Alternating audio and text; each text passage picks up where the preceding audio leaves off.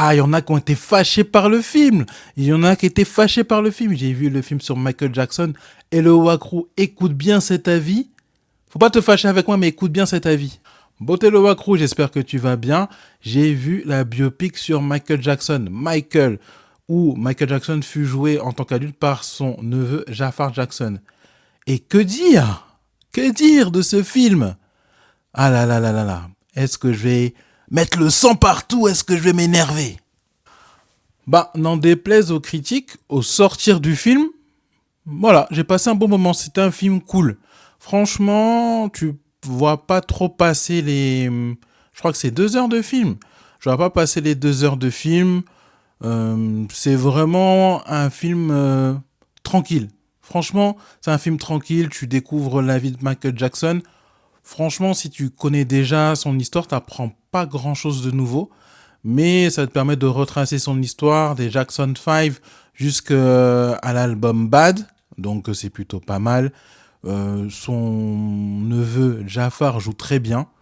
Les petites mimiques et tout. Donc c'est cool. Le jeune acteur qui joue Michael enfant, il met beaucoup d'émotions, donc on s'attache à lui.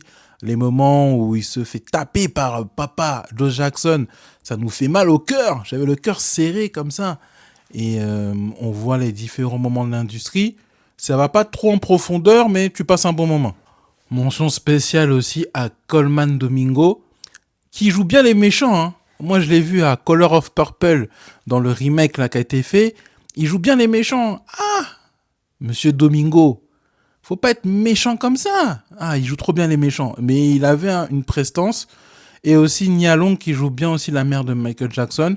Franchement, pas grand chose à dire sur l'acting. C'était plutôt bien. Ouais, bien même. Par contre, c'est un film qui est lisse. Toi, c'est lisse. C'est lisse. Ça veut dire qu'on va pas toucher les aspérités de Michael Jackson. D'ailleurs, tu vois bien que c'est un film hommage. Limite, tu vas mythifier encore plus Michael Jackson en disant que c'est une bonne personne, qu'elle a un bon cœur, qui fait tout pour son art, sa musique, sans aucune aspérité. Genre, c'est quelqu'un qui est tout gentil, qui achète des animaux tout le temps, qui adopte tout le monde comme son ami, et qui est comme un ange dans un monde de brutes. Ce qui fait que je peux comprendre certaines critiques qui disent que ça reflète pas vraiment la réalité, parce que quand tu connais la vraie histoire des Jackson 5, la vraie histoire de la famille Jackson, le rôle du père et tout, tu peux te rendre compte que tu sens que c'est un film commande. C'est pas quelqu'un qui s'est dit je vais travailler la vie de Michael Jackson pour la retranscrire, mais plus faire un film pour mettre au pinacle euh, la plus grande star de la pop, la plus grande star de la musique au monde, et, euh, et gommer tous les aspects qui peuvent le desservir. D'ailleurs, pour un avis vraiment de mélomane, des gens qui connaissent bien la culture de la musique afro-américaine et de la musique tout court, je vous invite à regarder la critique du film par Music Feelings.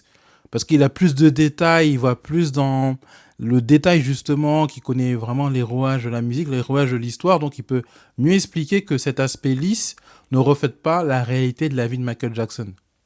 D'ailleurs, toi qui adores le Congo, ça, le songi songi, toi qui aimes trop les petites rumeurs, là, toi qui cherchais à parler des polémiques de Michael, on va pas en parler ici. On va pas en parler ici. Non, non, non. Michael, c'est limite que c'est un évangile selon Michael. C'est vraiment, on te montre vraiment quelqu'un de bon, gentil, sans aspérité. Limite, euh, une une pierre précieuse dans un monde de méchants. Non, tu vas pas trouver des polémiques là-bas dans ce... Sinon, à part ça, bon, c'est vrai qu'il manque l'apparition de grandes figures dans la vie de Michael Jackson, que ce soit Quincy Jones, Diana Ross, il y a l'absence de certaines de ses sœurs. Bah, donc, on montre pas une histoire complète, mais une histoire qui veut mettre vraiment Michael Jackson au pinacle. C'est ça le but. Donc, vous n'aurez pas la profondeur d'un film comme sur Red Charles, où Jamie Foxx a vraiment fait une partition incroyable, ou le film sur Mohamed Ali avec Ali, où tu sentais que le but aussi, c'était pas juste montrer une personne parfaite, mais montrer une personne marquante avec ses faiblesses, mais aussi ses forces. Donc oui, si t'es quelqu'un qui t'intéresse à l'industrie, à l'histoire de la musique, à l'histoire de la culture et donc la période aussi où Michael Jackson a imposé son règne sur la musique, il va te manquer quelque chose. Le film va être trop lisse pour toi, il va manquer des aspects, tu vas te rendre compte de certaines exactitudes, mais bon. Et si tu veux juste kiffer, avoir un film sur Michael Jackson, revoir quelques morceaux de clips, avoir des morceaux d'histoire, des anecdotes et tout, tu vas aimer. C'est pour ça que je mettrai une note entre 7 et 8 sur 10. Sinon, la fin, je sens qu'ils ont prévu peut-être une suite. Je sais pas pourquoi, à la fin, comment ça se finit là, t'as envie de dire, ah, il manque quelque chose. Donc, si dans quelques secondes on apprend qu'une suite est en tournage, voilà.